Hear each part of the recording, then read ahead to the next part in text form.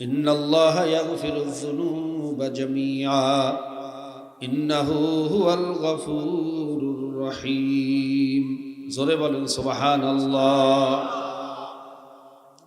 আমার মাওলা ডাক দিয়া বলে, বান্দা বান্দিরা, তোরা যদি পাহাড় পরিমাণ গুনাহ করো, ভূত পূজা করছো, অগ্নি পূজা করছো, মূর্তি পূজা করছো, অনেক কিছু করছো, আয় আমার রহমত থেকে নৈরাশ হইস না।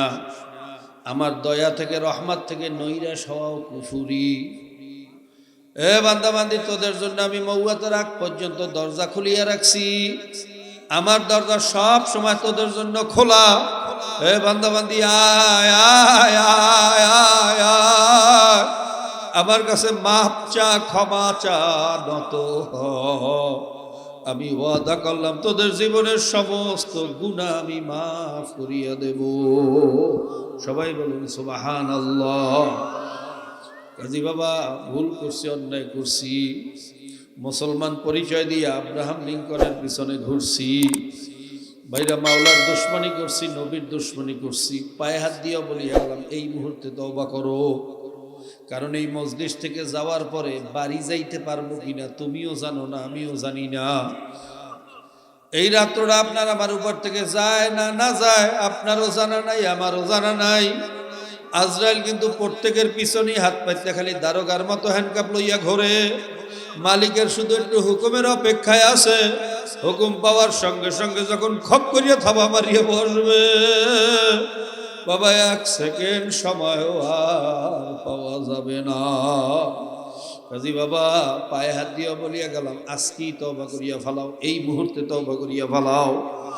এরকম একটা মজলিস, এত ওলামায়ে কেরাম, এত বেগুনা তলেবে এলেম, এত সাদা দাড়িওয়ালা, পর্দার আড়ালে কত মাওলার প্রিয় বান্দিরা, জানি না কার উসিলে মাওলা আমাদের সবাইকে কবুল করিয়া ফেলায়।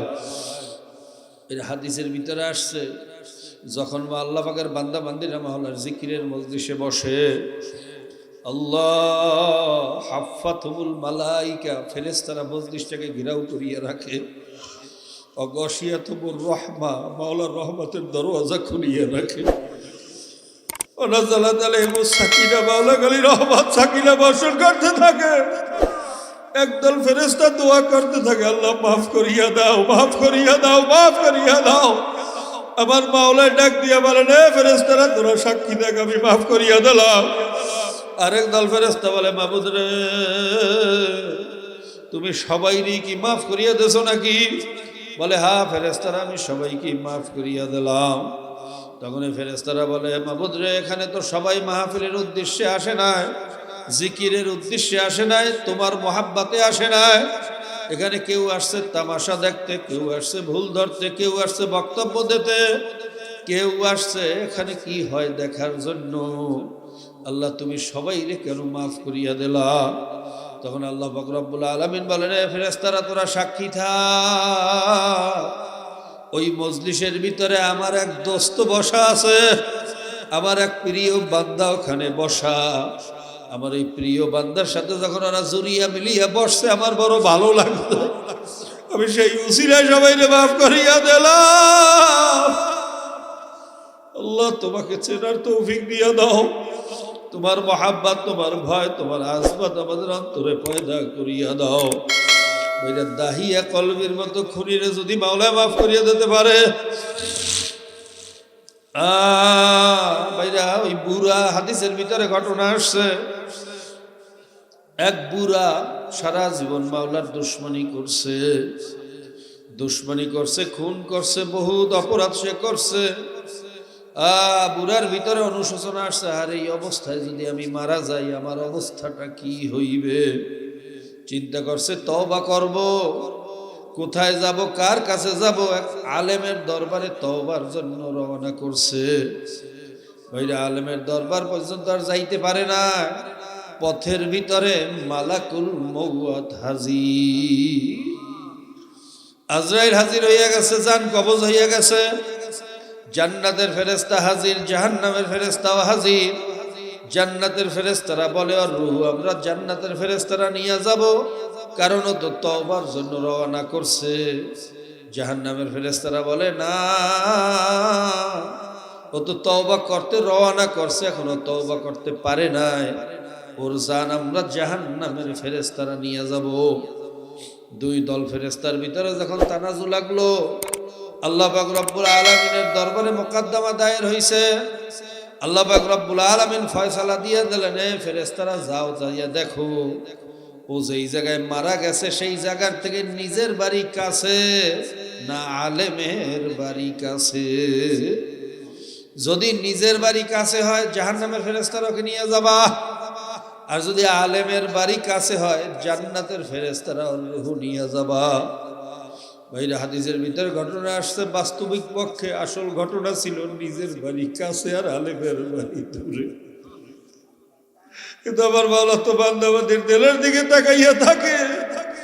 যখন এই বুড়ার কলিজার ভিতরে জ্বালা পোড়া শুরু হইয়া গেছে, মাথাটা নত হইয়া গেছে, মাওলার আরশ তো গরম হইয়া গেছে, আমার মাওলা ডাক দিয়ে বলে, জমিন নিজের বাড়ি দূরে হইয়া যা, আলেমের বাড়ি কাছে হইয়া যা, আমি ওরে মাফ করিয়া দিলাম। আমি ওর দিলের দিকে তাকাইয়া রইছি, আমি ওকে মাফ করিয়া দিলাম। কাজে আমার মাওলার দয়া আমার বুঝাইয়া বলার যোগ্যতা নাই। আমার মাওলা যেমন বড় তার দয়াও সেই রকম বড়, আমার মাওলা যেমন বড় তার মায়াও সেই রকম বড়। তবে ভাইরা, তওবা করতে হইবে। কবিরা গুনাহ তওবা ছাড়া মাফ হয় না। সগীরা গুনাহ বিভিন্ন আমলের কারণে, সোহবাতের কারণে একজন হক্কানি আলেমের দিকে তাকাইলেও সগীরা গুনাহ ঝরিয়া যায়, মা বাবার চেহারার দিকে তাকাইলেও সগীরা গুনাহ ঝরিয়া যায়, স্বামী স্ত্রীর দিকে মোহাব্বতের সাথে তাকাইলেও সগীরা গুনাহ মাফ হইয়া যায়। কিন্তু বাবা, কবিরা গুনাহ তওবা ছাড়া মাফ হয় না। তবে তওবার শর্ত হইল আত-তাওবাতু ওয়ান-নাদামাতু আত-তাওবাতু ওয়ার-রাজআতু। তওবার অর্থ হইল লজ্জিত হওয়া, তওবার অর্থ ফিরিয়ে আসা।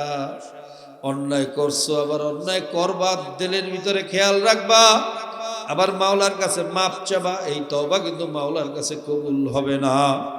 লজ্জিত হইতে হইবে, মাথা নত করতে হইবে। যেমন সন্তান অন্যায় করার পরে বাবা মায়ের কাছে যাইয়া যদি বলে, আব্বা অন্যায় করছি, আরো করব, আমাকে মাফ করিয়া দেন।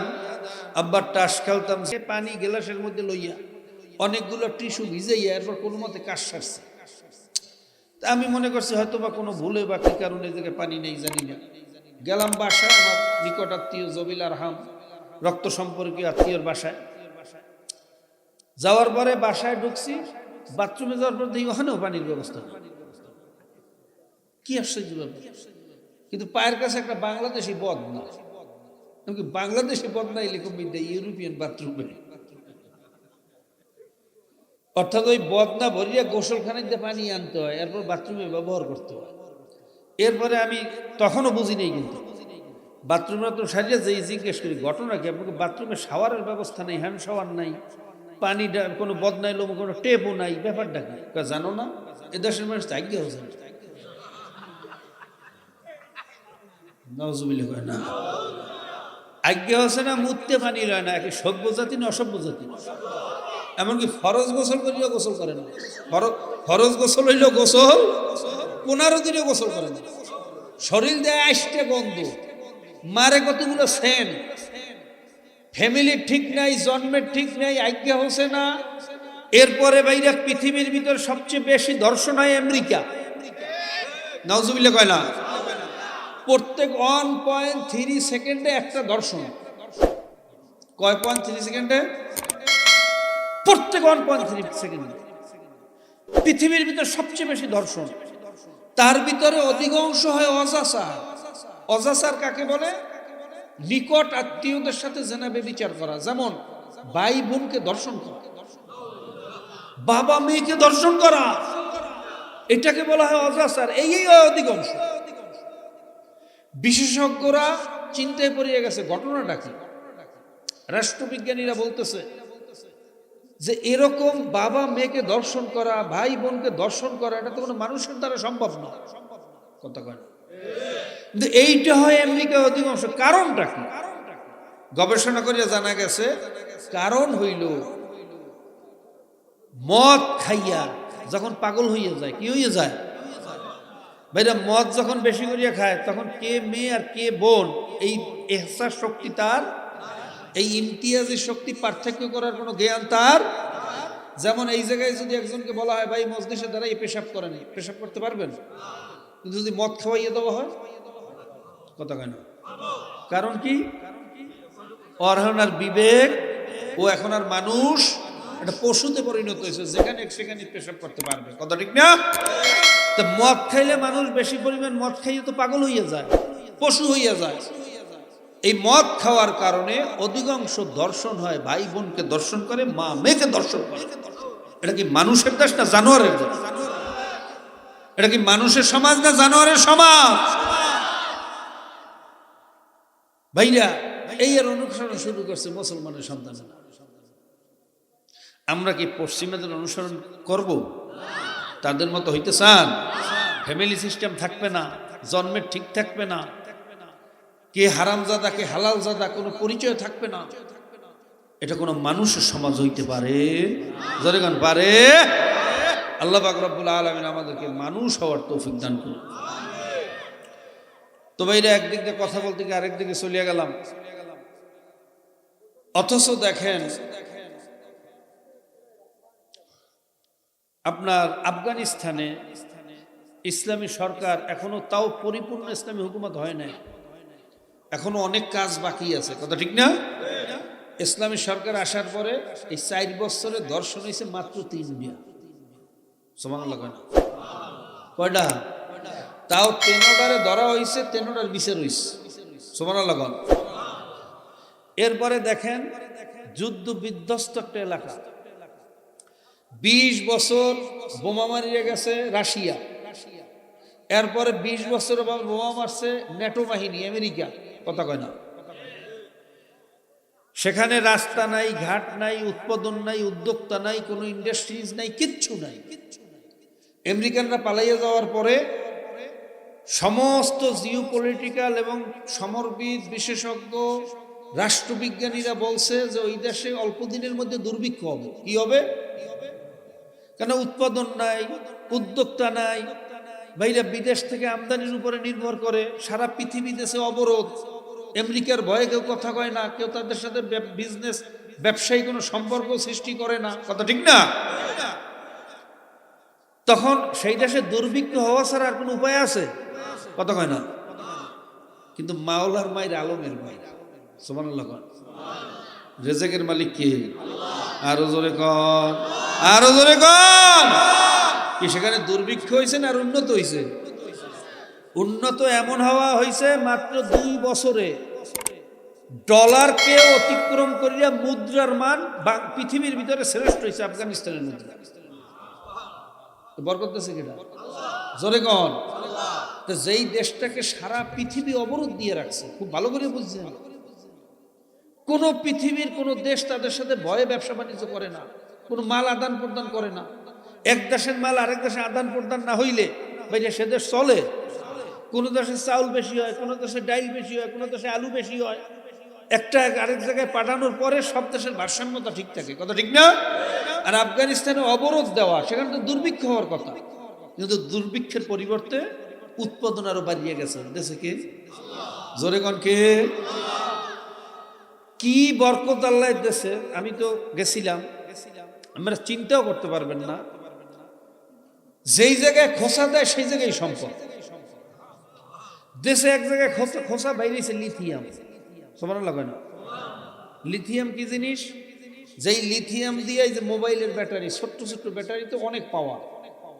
আপনারা যে স্মার্টফোন ব্যবহার করেন অনেকে জানেন, এইটা যদি অ্যাসিডের ব্যাটারি বা সালফারিক অ্যাসিডের ব্যাটারি বলেন, বা অন্য যে আমাদের বাইরে এই যে অটো ভ্যানে যে ব্যাটারিগুলো ব্যবহার করা হয়, ওই ব্যাটারি যদি এই মোবাইলে দেওয়া লাগতো, তাহলে এক একটা মোবাইলের ওজন হইতো 20 কেজি। কয় কেজি? তো 20 কেজি মোবাইল লইয়া কি ব্যাটারি টানতেন না মোবাইল টানতেন? চালাইতে পারতেন? এই 20 কেজি ওজনের ব্যাটারির ছোট্ট একটা ব্যাটারিতে সেই পাওয়ার নিয়ে আসছে, যেই পদার্থের এবং উপাদানের মাধ্যমে, সেই উপাদানটার মূল উপাদান হলো লিথিয়াম। সুবহানাল্লাহ। এই লিথিয়ামের খনি পাইছে যার দাম হইল কমপক্ষে $3 ট্রিলিয়ন। সুবহানাল্লাহ কয় না?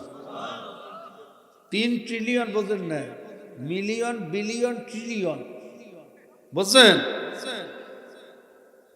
এই যে লস অ্যাঞ্জেলসে যে আগুন লাগছিল আমেরিকার, শুনছিলেন?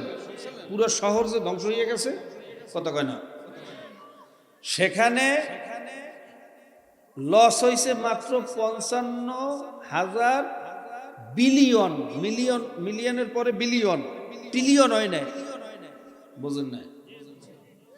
পৃথিবীর ভিতরে সবচেয়ে দামি একটা শহর লস অ্যাঞ্জেলস, সেখানে সব ধ্বংস হয়ে গেছে।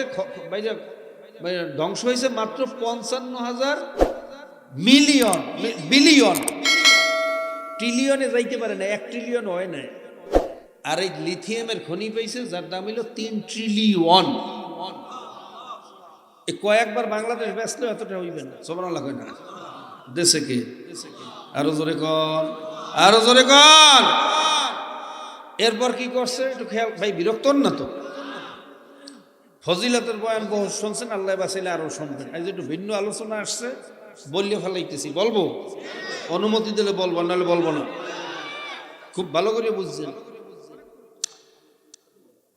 আফগানিস্তানে পৃথিবীর মধ্যে সবচেয়ে বেশি পপি উৎপাদন হইত। পপি কি?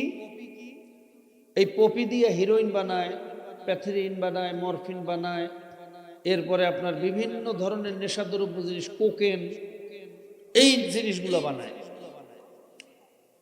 তা যেহেতু পশ্চিমার আঙ্গুল তুলতেছে, আফগানিস্তানে আফিম বানায়, ওখানে হিরোইন হয়, মুসলমান দেশে খুব সমালোচনা করতে আছে, কথা ঠিক না? অথচ পপি চাষ করা কিন্তু নাজায়েজ, ফতোয়া দেওয়া যাবে না। কারণ কি? কারণ পপি দিয়ে যেরকম হিরোইনও হয়, পপি দিয়ে ওরকম ঔষধও হয়। প্যাথেরিন, মরফিন ইনজেকশন, যেটা অপারেশনের রোগীর জন্য অপরিহার্য।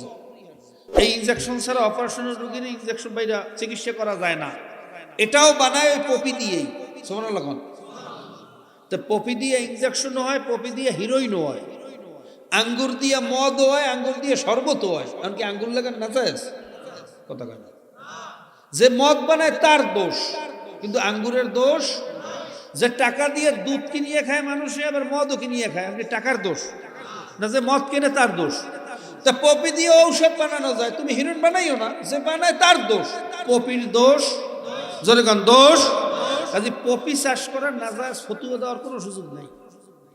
তারপরে যেহেতু মুসলমানদের উপরে আঙ্গুল জাগায় পশ্চিমারা, ওই অবস্থায় যখন দুর্ভিক্ষ হওয়ার কথা, সেই সময় এক নোটিশে পপি চাষ বন্ধ।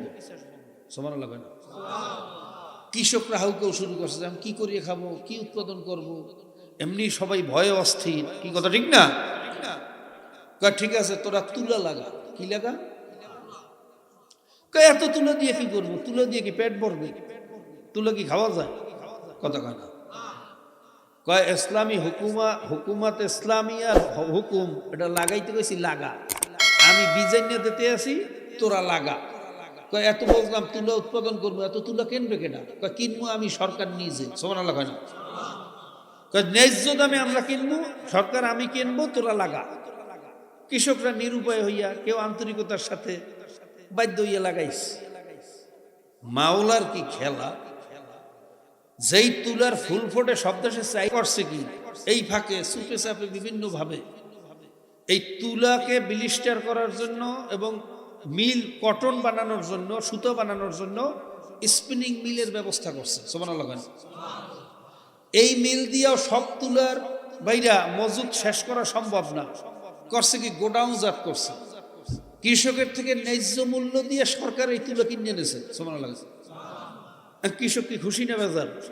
জোরে কন। কৃষকের কাছে ন্যায্য মূল্য দিয়ে কিনে নেওয়ার পরে এইটারে ব্লিস্টার করিয়া সারা পৃথিবীর বিভিন্ন দেশে এই তুলা রপ্তানি করিয়া এখন অর্থনৈতিকভাবে আগের চেয়ে অনেক গুণ বেশি বাড়িয়ে গেছে। বরকত দিছে কেডা? আরো জোর বলেন কে? এরপর লাগাইছে জাফরান। কি লাগাইছে? আমারে পররাষ্ট্র মন্ত্রণালয় দিয়ে জাফরান উপহার দিয়েছে। আমার মনে করে 2 লাখ টাকার জাফরান হইবে। এত স্বচ্ছ, এত সুন্দর, ভাই এই তুলনার জাফরান ইরানের কিছু জায়গায় হয়, এছাড়া পৃথিবীর কোথাও হয় না। সুবহানাল্লাহ হয় না। এখন জাফরান, যার 1 কেজি জাফরানের দাম 4 লাখ টাকা। সুবহানাল্লাহ হয় না। লাগাইছে হইছে জনমের মতো। দেশে কেটা বরকতর মালিক কেটা? জোরে কন না সরকার? আরে মুসলমান, খোদার কসম খাইয়া বলতে পারি, মাল্লাহুল মাওলা ফালাহুল কুল। যদি মাওলার জন্য হইয়া যাও, সব কিছু তোমাদের জন্য হয়ে যাবে।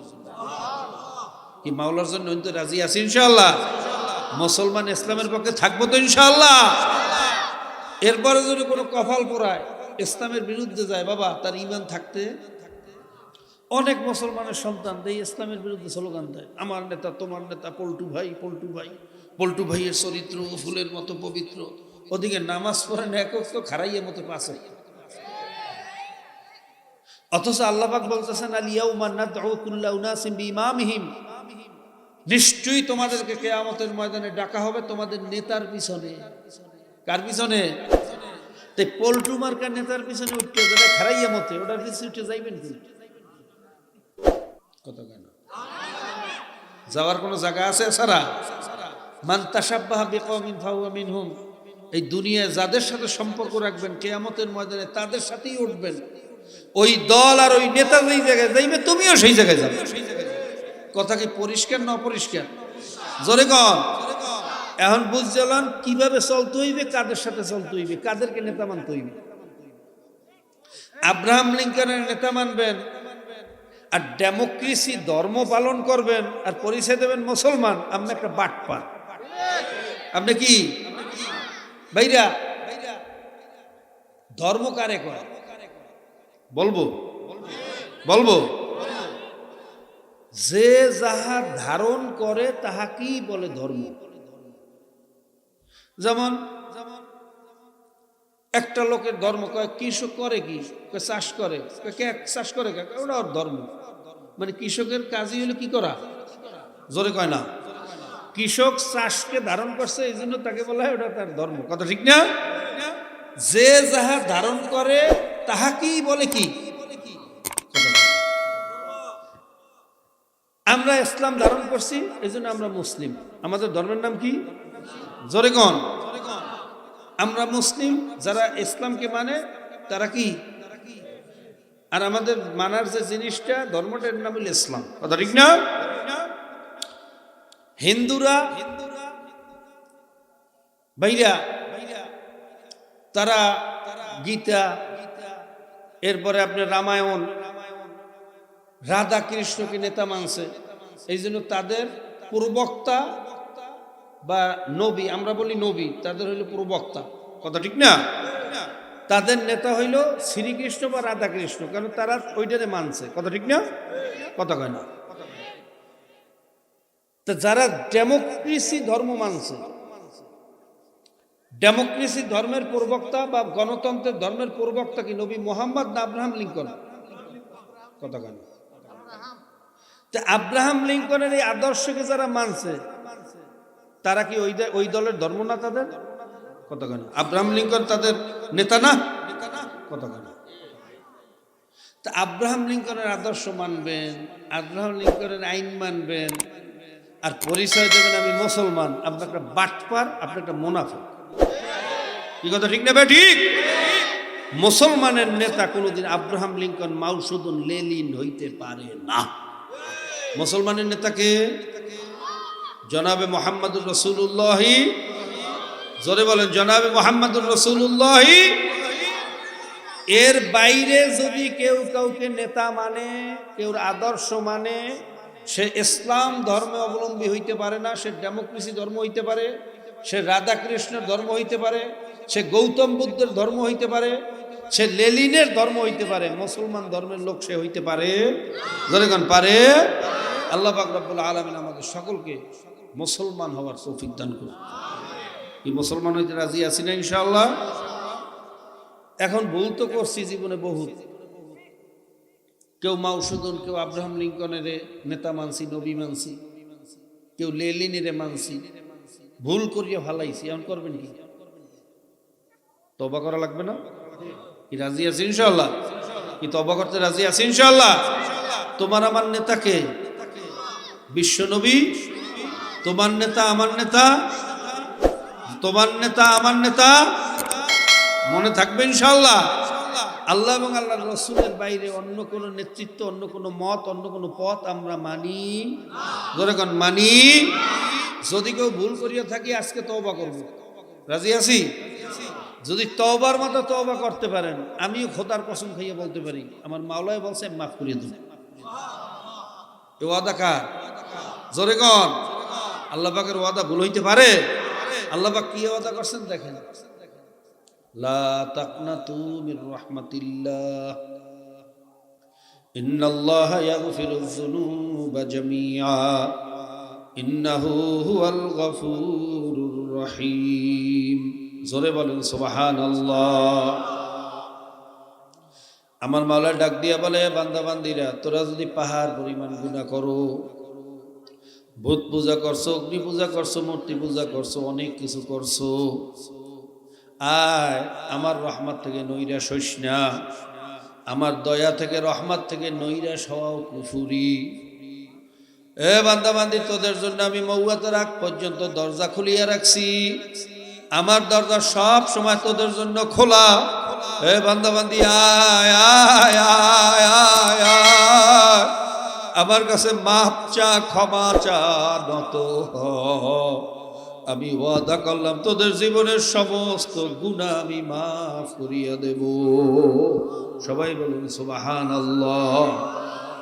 কাজী বাবা, ভুল করছি, অন্যায় করছি, মুসলমান পরিচয় দিয়ে আব্রাহাম লিঙ্কনের পিছনে ঘুরছি, ভাইরা মাওলার দুশ্মনী করছি, নবীর দুশ্মনী করছি, পায়ে হাত দিয়ে বলিয়া গেলাম এই মুহূর্তে তওবা করো।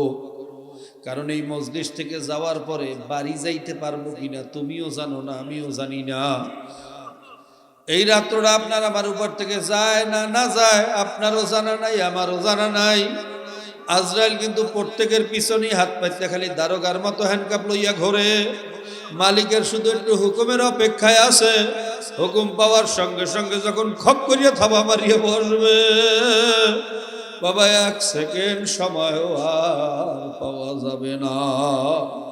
কাজী বাবা, পায়ে হাত দিয়া বলিয়া গেলাম আজকেই তওবা করিয়া ফেলাও, এই মুহূর্তে তওবা করিয়া ফেলাও। এরকম একটা মজলিস, এত ওলামায়ে কেরাম, এত বেগুনা তলেবে এলেম, এত সাদা দাড়িওয়ালা, পর্দার আড়ালে কত মাওলার প্রিয় বান্দিরা, জানি না কার উসিলায় মাওলা আমাদের সবাইকে কবুল করিয়া ফেলায়। এর হাদিসের ভিতরে আসছে, যখন আল্লাহ পাকের বান্দা বান্দিরা মাওলার জিকিরের মজলিসে বসে, আল্লাহ হাফাতুল মালাইকা, ফেরেশতারা মজলিসটাকে ঘেরাও করিয়া রাখে, অগশিয়াতুর রহমা, মাওলার রহমতের দরওয়াজা খুলিয়া রাখে, ওনাজালাত আলাইহিস সাকিনা, মাওলা খালি রহমত সাকিনা বর্ষণ করতে থাকে। একদল ফেরেশতা দোয়া করতে থাকে, আল্লাহ মাফ করিয়া দাও, মাফ করিয়া দাও, মাফ করিয়া দাও। আমার মাওলা ডাক দিয়া বলেন, এ ফেরেশতারা তোরা সাক্ষী দেখ, আমি মাফ করিয়া দিলাম। আরেক দল ফেরেশতা বলে, মাবুদ রে, তুমি সবাইরই কি মাফ করিয়া দেছো নাকি? বলে, হ্যাঁ ফেরেশতারা, আমি সবাইকে মাফ করিয়া দিলাম। তখন ফেরেশতারা বলে, মাবুদ রে, এখানে তো সবাই মাহফিলের উদ্দেশ্যে আসে নাই, জিকিরের উদ্দেশ্যে আসে নাই, তোমার মহাব্বতে আসে নাই। এখানে কেউ আসছে তামাশা দেখতে, কেউ আসছে ভুল ধরতে, কেউ আসছে বক্তব্য দিতে, কেউ আসছে এখানে কি হয় দেখার জন্য। আল্লাহ তুমি সবাইরে কেন মাফ করিয়া দিলা? তখন আল্লাহ পাক রব্বুল আলামিন বলেন, ফেরেশতারা তোরা সাক্ষী থাক, ওই মজলিসের ভিতরে আমার এক দোস্ত বসা আছে, আমার এক প্রিয় বান্দা ওখানে বসা। আমার এই প্রিয় বান্দার সাথে যখন ওরা জুরিয়া মিলিয়া বসছে, আমার বড় ভালো লাগতো। আমি সেই উসিলায় সবাইরে মাফ করিয়া দিলাম। আল্লাহ তোমাকে চেনার তৌফিক দিয়া দাও, তোমার মহাব্বত, তোমার ভয়, তোমার আজমত আমাদের অন্তরে পয়দা করিয়া দাও। ভাইরা, দাহিয়া কলবের মতো খুনিরে যদি মাওলা মাফ করিয়া দিতে পারে, ভাইরা, ওই বুড়া, হাদিসের ভিতরে ঘটনা আসছে, এক বুড়া সারা জীবন মাওলার দুশ্মনী করছে, দুশ্মনী করছে, খুন করছে, বহুত অপরাধ সে করছে। বুড়ার ভিতরে অনুশোচনা আসছে, আর এই অবস্থায় যদি আমি মারা যাই আমার অবস্থাটা কি হইবে। চিন্তা করছে তওবা করব, কোথায় যাব, কার কাছে যাব। এক আলেমের দরবারে তওবার জন্য রওনা করছে। ওইটা আলেমের দরবার পর্যন্ত আর যাইতে পারে না, পথের ভিতরে মালাকুল মউত হাজির, আজরাইল হাজির হইয়া গেছে, জান কবজ হইয়া গেছে। জান্নাতের ফেরেশতা হাজির, জাহান্নামের ফেরেশতাও হাজির। জান্নাতের ফেরেশতারা বলে, আর রূহ আমরা জান্নাতের ফেরেশতারা নিয়ে যাব, কারণ ও তো তওবার জন্য রওনা করছে। জাহান্নামের ফেরেশতারা বলে, না, ও তো তওবা করতে রওনা করছে, এখনো তওবা করতে পারে নাই, ওর জান আমরা জাহান্নামের ফেরেশতারা নিয়ে যাব। দুই দল ফেরেশতার ভিতরে যখন তানাজু লাগলো, আল্লাহ পাক রব্বুল আলামিনের দরবারে মোকদ্দমা দায়ের হইছে। আল্লাহ পাক রব্বুল আলামিন ফয়সালা দিয়ে দিলেন, এ ফেরেশতারা যাও, যাইয়া দেখো ও যেই জায়গায় মারা গেছে সেই জায়গার থেকে নিজের বাড়ি কাছে না আলেমের বাড়ি কাছে। যদি নিজের বাড়ি কাছে হয় জাহান্নামের ফেরেশতারা ওকে নিয়ে যাবা, আর যদি আলেমের বাড়ি কাছে হয় জান্নাতের ফেরেশতারা রূহ নিয়ে যাবা। ভাইরা, হাদিসের ভিতরে ঘটনা আসছে, বাস্তবিক পক্ষে আসল ঘটনা ছিল নিজের বাড়ি কাছে আর আলেমের বাড়ি দূরে। কিন্তু আমার মাওলা তো বান্দাবাদের দিলের দিকে তাকাইয়া থাকে। যখন এই বুড়ার কলিজার ভিতরে জ্বালা পোড়া শুরু হইয়া গেছে, মাথাটা নত হইয়া গেছে, মাওলার আরশ তো গরম হইয়া গেছে, আমার মাওলা ডাক দিয়ে বলে, জমিন নিজের বাড়ি দূরে হইয়া যা, আলেমের বাড়ি কাছে হইয়া যা, আমি ওরে মাফ করিয়া দিলাম। আমি ওর দিলের দিকে তাকাইয়া রইছি, আমি ওকে মাফ করিয়া দিলাম। কাজে আমার মাওলার দয়া আমার বুঝাইয়া বলার যোগ্যতা নাই। আমার মাওলা যেমন বড় তার দয়াও সেই রকম বড়, আমার মাওলা যেমন বড় তার মায়াও সেই রকম বড়। তবে ভাইরা তওবা করতে হইবে, কবিরা গুনাহ তওবা ছাড়া মাফ হয় না। সগীরা গুনাহ বিভিন্ন আমলের কারণে, সোহবাতের কারণে একজন হক্কানি আলেমের দিকে তাকাইলেও সগীরা গুনাহ ঝরিয়া যায়, মা বাবার চেহারার দিকে তাকাইলেও সগীরা গুনাহ ঝরিয়া যায়, স্বামী স্ত্রীর দিকে মোহাব্বতের সাথে তাকাইলেও সগীরা গুনাহ মাফ হইয়া যায়। কিন্তু বাবা কবিরা গুনাহ তওবা ছাড়া মাফ হয় না।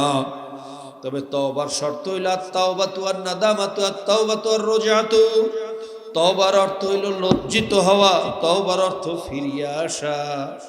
অন্যায় করছো, আবার অন্যায় করবা, দিলের ভিতরে খেয়াল রাখবা, আবার মাওলার কাছে মাপ চাবা। এই তওবা কিন্তু মাওলার কাছে কবুল হবে না। লজ্জিত হইতে হইবে, মাথা নত করতে হইবে। যেমন সন্তান অন্যায় করার পরে বাবা মায়ের কাছে যাইয়া যদি বলে, আব্বা অন্যায় করছি, আরো করব, আমাকে মাফ করিয়া দেন। আব্বা টাস খেলতাম, জুয়া খেলতাম, যত অপরাধ করতাম ওটা তো চলতেই থাকবে, আপনি আমাকে মাফ করিয়া দেন। এই সন্তানকে বাবা মায় মাফ তো করেই না, বরং লাথি মারিয়া তারাইয়া দেয়। এ বেয়াদব, তুই অন্যায় করছো, আরো করবি, আবার মাপ চাইতে আসছো। আসলে মাপ চাইতে আসো না, আমার সাথে তুই কি করতে আসছো। কথা ঠিক না বেঠিক? আর যখন সন্তান অন্যায় করার পরে বাবা মায়ের কাছে যাইয়া মাথাটা নত করিয়া কাকুতি মিনতি করিয়া অনুশোচনার সুরে, করুণ সুরে ডাক দিয়ে যখন বলে, আব্বা আব্বা আমি বড় ভুল করিয়া ফলাইছি, অন্যায় করিয়া ফলাইছি, আম্মা আমি বড় ভুল করছি, অন্যায় করছি, আমাকে আপনারা মাফ করিয়া দেন, আর কোনোদিন অন্যায় করব না।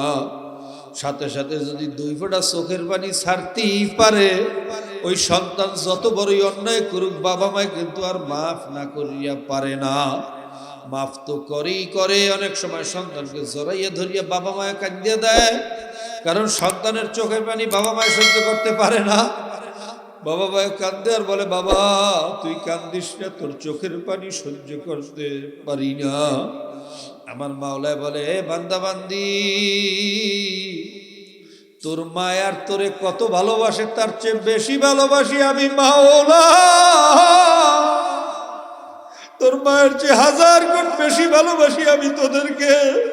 তোরাও যখন আমার দরবারে মাথাটা নত করি, আমি মাওলারে মালিক কইয়া ডাক দাও। মান জাআনি মান তাগাররাবা ইলাইয়া তালাক্কাইতাহু মিন বাঈদ। যখন কোনো বান্দা বান্দি ভাঙ্গা দিল নিয়ে মাওলার দরবারে উপস্থিত হইয়া যায়, আমার মাওলার আরশটা গরম হইয়া যায়, আমার মাওলা বলে আমি তখন আর নিজের জায়গায় থাকতে পারি না, দৌড়াইয়া যাইয়া ওরে রহমতের কোলে না লইয়া পারি না। কাজী ভাইরা দুই ফোঁটা চোখের পানি ফালাইয়া নিজের গুনার কথা মনে করিয়া একটু মালিকের দরবার একটু ভালো করিয়া কান্দেন আর মাপ চান। আমার জন্য দোয়া করেন, আমিও সবার জন্য দোয়া করি। আমার মাওলা যেন তার খাঁটি গোলাম হইয়া কবরে যাওয়ার তৌফিক দেয়।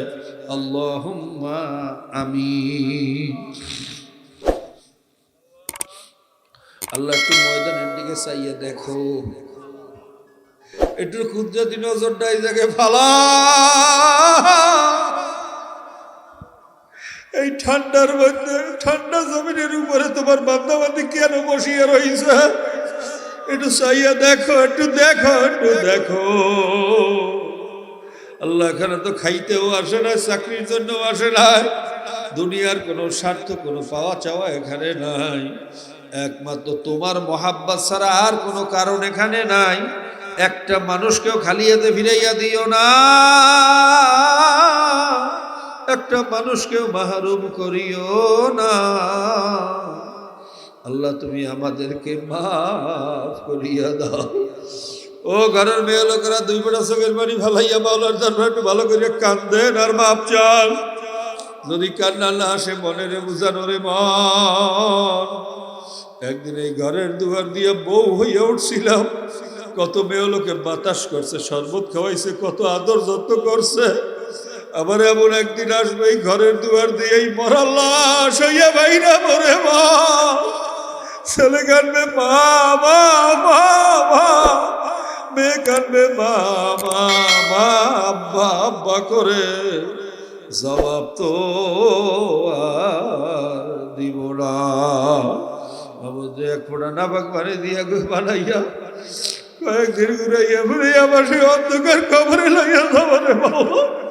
দুনিয়ার কামাই তো তুমি এতেই পারিয়া থাকবে, আল্লাহ কবরের কামাই বুঝি কিছুই করতে পারলাম না, তোমার রাজি খুশি বুঝি অর্জন করতে পারলাম না। ভাইরা চোখের পানি ফালাইয়া দেন, মাথাটা নত করিয়া দেন। কারণ আল্লাহ পাক রব্বুল আলামিন বলছেন ফালিয়াদহাকু কলিলা ওয়ালিয়াবকু কাসীরা। হে বান্দা বান্দিরা কম কম হাস আর বেশি বেশি কান। আমার মাওলার কাছে চোখের পানি বড় দামি, আমার মাওলার চোখের পানি বড় ভালোবাসে। ভাইরা আজকে দুনিয়ার মালের মহাব্বতে যদি মানুষ কাঁদতে পারে, সন্তানের মহাব্বতে যদি বাবা মা কাঁদতে পারে, পুলিশের ভয়ে যদি আসামি কাঁদতে পারে, বাবা ভাইয়ের ভয়ে যদি সন্তান কাঁদতে পারে, আমার মাওলা কি পুলিশের চেয়েও ছোট হইয়া গেল নাকি রে কপাল পুরা? আমার মাওলার মহাব্বত কি চাকরির চেয়েও কম হইয়া গেল নাকি রে বাবা? আসলে মাওলার ভয়ও নাই, মহাব্বতও নাই। ভালোবাসার ভয়ের তাকাজা হইল কলিজার ভিতরে জ্বালা পোড়া করবে, শরীরের ভিতরে কাঁপবে, চোখের ভিতরে পানি আসবে। এই হালাত এই অবস্থা যার ভিতরে হয় নাই, মনে করবা তার ভিতরে মাওলার ভয়ও নাই, মহাব্বতও নাই, ওর কপাল পুড়িয়ে গেছে, ওর কপাল পুড়িয়ে গেছে। আল্লাহ আমাদের অন্তরকে তোমার ভালোবাসার ভয় দিয়ে ভরিয়া দাও, তোমার গোলাম হিসেবে আমাদেরকে কবুল করিয়া দাও। আল্লাহ অনেক গুনাহ করছি, জানা অজানা সব গুনাহ তুমি মাফ করিয়া দাও। দুনিয়ার মানুষের না জানলে তুমি তো জানো বাবা। আল্লাহ আমাদের সমস্ত গুনাহ তুমি মাফ করিয়া দাও। যাদের উসিলায় মাহফিল হইল, যারা চেষ্টা করলো, খাটনি করলো, দূর দূরান্ত থেকে পর্দার আড়াল থেকে আমার যত মা বোনরাও শরীক হইল, সকলের বার তোমার খাস রহমত ঢালিয়া দাও মাওলা। ইয়া আল্লাহ সারা দুনিয়া মুসলমানরা বড় বিপদে আছে, মুসলমানের রক্ত নিয়ে কাফের মুশরিকরা হোলি খেলতে আছে। ইয়া আল্লাহ সারা দুনিয়ার মুসলমানদেরকে হেফাজত করো, ওই কাফের মুশরিক বেঈমান নাফরমান জাহেলদেরকে হয়তো তুমি হেদায়েত করো, নয়তো ধ্বংস করিয়া দাও। আল্লাহ বাংলাদেশেও ইসলাম মুসলমান দেশের বিরুদ্ধে ষড়যন্ত্র চলতে আছে। একদল বাটপার মির্জাফর নেতারা শুধু বিদেশিদের খুশি করার চেষ্টা করে, ক্ষমতায় যাওয়ার জন্য যত ষড়যন্ত্র আছে সব করে। তারা শুধু ক্ষমতাকে ভালোবাসে, এই জনতাকে ভালোবাসে না। আল্লাহ এই বাটপার মির্জাফর নেতাদের থেকে আমাদের দেশটাকে তুমি হেফাজত করো। আর ওই মির্জাফর দালালদেরকে তুমি হয়তো হেদায়েত করো, না তো ধ্বংস করিয়া দাও, হয়তো হেদায়েত করো, না তো ধ্বংস করিয়া দাও। আমাদেরকে হকের পক্ষে, ইসলামের পক্ষে, দেশের পক্ষে থাকার তৌফিক দিয়া দাও। এ আল্লাহ, বাংলাদেশের মুসলমান ইসলাম বোঝে না, বোঝার তৌফিক দিয়া দাও। মুসলমানদেরকে পরিপূর্ণভাবে ইসলামের ভিতরে দাখিল হওয়ার তৌফিক দিয়া দাও। আল্লাহ, বিশেষ করে এই মজলিসে জানি না কার বাবা মা দুনিয়ার থেকে হারাইয়া গেছে। আমার মতো মাও গেছে, বাবাও গেছে, মাও নাই, বাবাও নাই, মাও কবরে, বাবাও কবরে। আল্লাহ, আমরা দোয়া করলাম বাপ মা, দাদা দাদি, নানা নানি, ভাই বন্ধু, স্ত্রী পুত্র পরিজন, ওস্তাদ সাগরে, যার যত প্রিয়জনেরা কবরে আছে,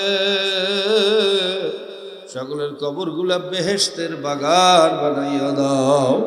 ওয়ালি শাইখানা, ওয়ালি মাশাইখানা, ওয়ালি উস্তাযিনা, ওয়ালি আহবাবিনা, ওয়ালি আল্লাহু হাক্কুন আলাইনা, ওয়ালি জামিল মুমিনিনা ওয়াল মুমিনাত ওয়াল মুসলিমিনা ওয়াল মুসলিমাত। ওয়া সাল্লাল্লাহু তাআলা আলা খাইরি খালকিহি মুহাম্মাদি ওয়া আলিহি ওয়া আসহাবিহি আজমাইন।